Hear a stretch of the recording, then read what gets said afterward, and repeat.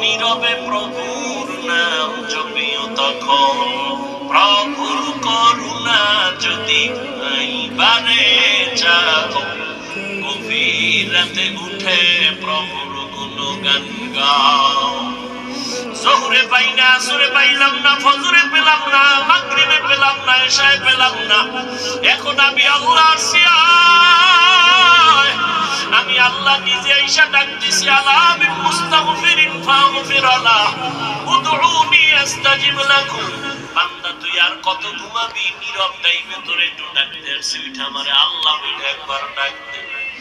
নদীর মাছও ঘুমায়, পাখিরাও ঘুমায়, জঙ্গলের প্রাণী ঘুমায়, আমি আল্লাহ ফাঁকে আইসা ডাকি, বান্দা একবার আমি আল্লাহরে ডাক দাও।